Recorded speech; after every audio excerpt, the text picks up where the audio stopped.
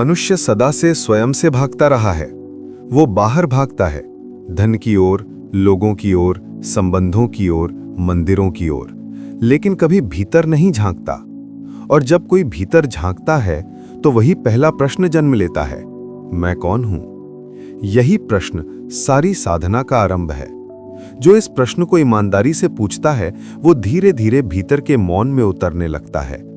जब तुम आईने में देखते हो तो जो चेहरा दिखाई देता है वो तुम नहीं हो, वो केवल शरीर का आकार है, एक आवरण है।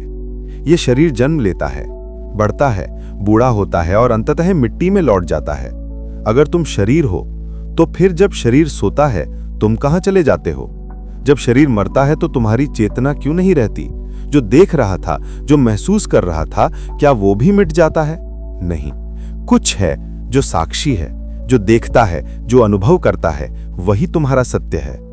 ओशो कहते हैं कि मनुष्य अपने शरीर में नहीं रहता, वो अपने मन में रहता है। और मन क्या है? मन केवल विचारों की धारा है। एक विचार उठता है, दूसरा गिरता है, तीसरा फिर उठता है। ये सब बदलते रहते हैं। कभी तुम खुश होते हो, कभी दुखी, कभी प्रेम में, कभी क्रोध में। अगर तुम अपने विचार हो तो फिर तुम हर पल क्यों बदलते रहते हो? कोई स्थायित्व नहीं, कोई जड़ नहीं। जो बदलता है वो तुम नहीं हो सकते, क्योंकि जो बदलता है वो साक्षी नहीं होता, वो केवल दृश्य होता है। तुम दर्शक हो। ओशो बार बार कहते हैं कि जो तुम देख सकते हो वो तुम नहीं हो। तुम शरीर को देख सकते हो तो शरीर तुम नहीं हो।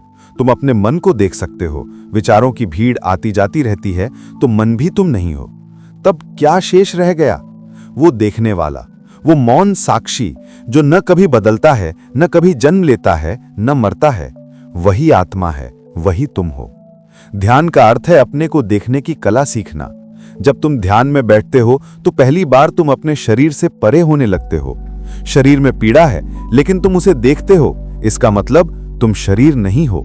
मन में विचार हैं, अच्छे बुरे उलझे हुए, लेकिन तुम उन्हें भी देखते हो, इसका मतलब तुम मन भी नहीं हो। और जब शरीर और मन दोनों से तुम्हारी पहचान गिर जाती है तो जो बचता है वही तुम्हारा असली स्वरूप है, चेतना, आत्मा। लेकिन मनुष्य डरता है।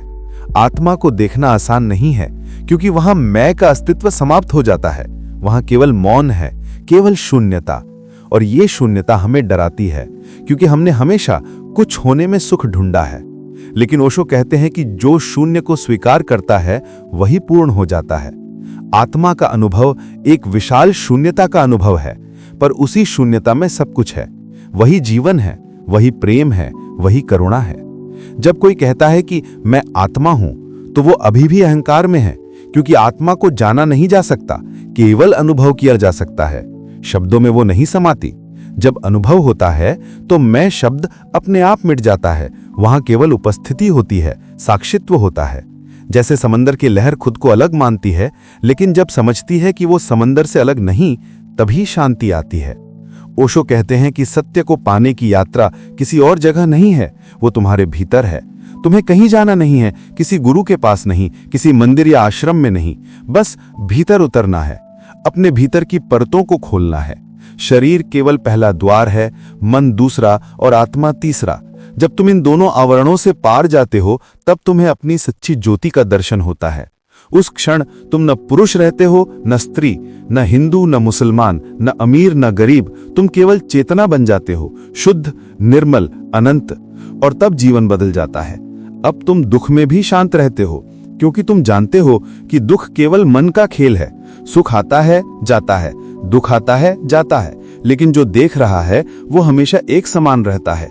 वही स्थायी है, वही आत्मा है, वही तुम्हारा सत्य है। जब कोई ये अनुभव करता है कि वो आत्मा है तो प्रेम अपने आप बहने लगता है। तब वो किसी से प्रेम नहीं करता, प्रेम बन जाता है। तब वो किसी को क्षमा नहीं करता, क्षमा बन जाता है। तब हर क्षण एक ध्यान है, हर सांस एक पूजा है। तब उसे किसी धर्म की जरूरत नहीं रहती, क्योंकि वो स्वयं धर्म बन जाता है।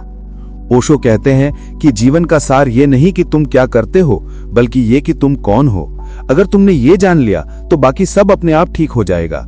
जो स्वयं को जानता है उसके लिए कोई प्रश्न नहीं बचता, क्योंकि प्रश्न केवल मन के होते हैं, आत्मा के नहीं।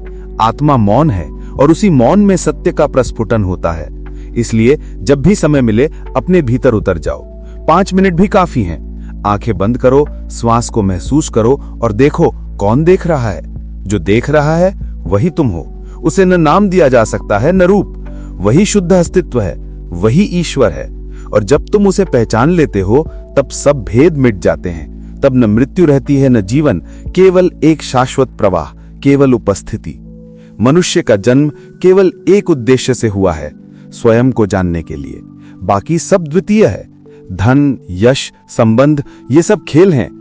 लेकिन जो इस खेल में अपने को भूल गया वो खो गया।